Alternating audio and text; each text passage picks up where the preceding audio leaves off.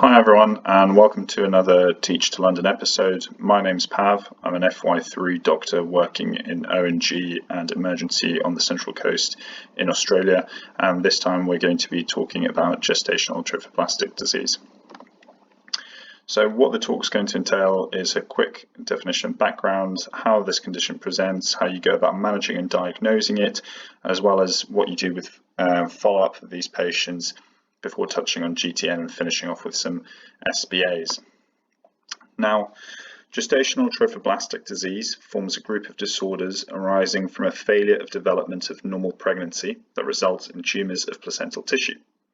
These cover pre-malignant conditions of molar pregnancies, as well as the malignant conditions of invasive moles, choriocarcinoma, placental-sized trophoblastic tumours, and epithelioid trophoblastic tumours. Together, the malignant conditions can be described as gestational trophoblastic neoplasia. GTD in itself is a rare event with a calculated incidence of 1 in 714 live births in the UK. There's also evidence of ethnic and age variation, with women from Asia having a higher incidence compared to non-Asian women, and GTD also appears to affect the extremes of maternal age, so women under the age of 16 and over the age of 45. This means that your average UK O&G consultant sees one case every second year. Because it is so rare, there is thankfully an effective registration and treatment program in the UK. Moving on to molar pregnancies, and molar pregnancies and choriocarcinomas both arise from the villus trophoblast. Now, for those with not the freshest memory of embryology, the trophoblast is the outermost layer of the blastocyst. The blastocyst forms on day 4 post-fertilization, and it provides nutrients for the embryo and eventually goes on to develop into the placenta. Now, molar pregnancies themselves can be divided up into complete and partial moles based on their genetic and histopathological features. Complete moles are diploid and androgenic in origin with no evidence of fetal tissue. What this means is one of two things. In 80% of cases, there is duplication of a single sperm following fertilization of an empty ovum, meaning no maternal chromosomes. In the other 20%, dispermatic fertilization of one empty ovum occurs. Very rarely in women unfortunate enough to have recurrent complete molar pregnancies, there is an autosomal recessive disease called familial recurrent Hydatiform Moles. Genetic studies in these families have found an association with mutations in these two genes. On the other hand, partial moles are usually triploid in origin, with 2 sets of paternal haploid genes and 1 set of maternal haploid genes. Partial moles occur in 90% of cases following dispermatic fertilization of an ovum. This results in a 69XXY karyotype.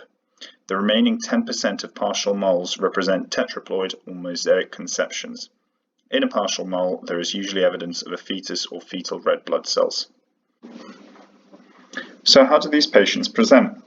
Usually they will have PV bleeding in early pregnancy, mimicking that of a miscarriage, and as a result have an ultrasound scan to check for viability. It is at this point that GTD is usually picked up. Ultrasound scan gives a characteristic snowstorm appearance for complete moles. It's important to remember this because it's usually what's stated on exam questions. Ultrasound scanning is less sensitive for partial moles, but it still will show an abnormal appearance. Moles produce excessive human chorionic gonadotrophin, and usually in early pregnancy we find beta-HCG, but in molar pregnancies all forms of HCG can be produced. So bloods will show a disproportionately high beta-HCG compared to the gestational age of the pregnancy. Because of the early detection of GTD, symptoms such as hyperemesis, large dates, pelvic pain, anemia, which are all the result of excess HCG, and symptoms suggestive of GTN, such as pulmonary or neurological symptoms due to distant mets, are becoming increasingly rarer. Prior to ultrasound scan, you might have seen graphs like this. Now they're becoming increasingly rare.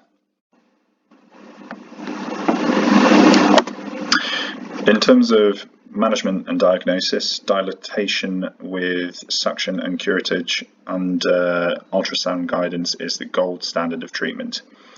That is, unless the size of fetal parts in a partial molar pregnancy deter this procedure, and then medical management is used. As per RCOG Green Top guidelines, cervical ripening is okay, but physicians should really avoid oxytotics until after the complete evacuation, as it may increase the risk of embolization.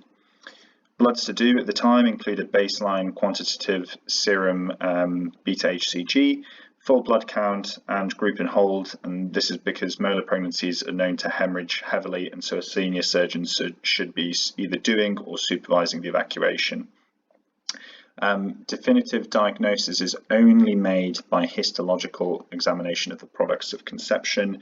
At that time, you can also request ancillary testing if indicated, or an MDT review if the pathology is unclear. But the main thing that needs to happen as well is that women who are rhesus negative should be given anti-D. Theoretically, because of poor vascularization of the chorionic villi and the absence of anti-D antigens and complete moles, anti-D prophylaxis may not be required. However, like I was saying, as the definitive diagnosis is made by histology, and due to workload logistics, women tend to receive anti-D if they're rhesus negative, as it may be some time until the result of the histopathology is available.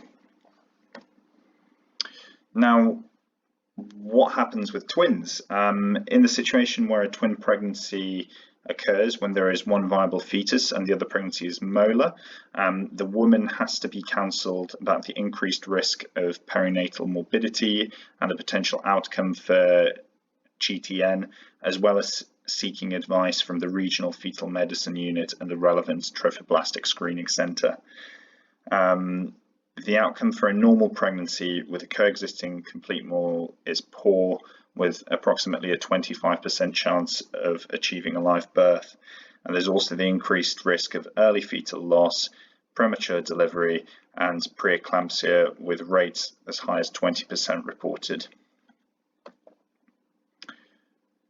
Following on from this, once the evacuation has taken place, the UK has one of the best outcomes and information banks for GTD, and this is because all women with molar pregnancies are referred to one of 3 specialist centres which are located up and down the country at London, Sheffield and Dundee.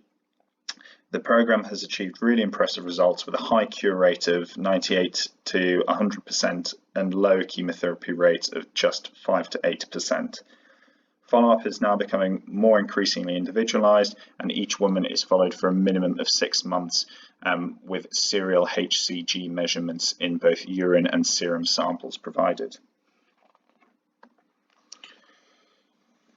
The length of this follow-up depends on the HCG results. So if HCG levels have reverted to normal within the first 56 days of the pregnancy event, then follow-up will only be for 6 months from the date of the evacuation.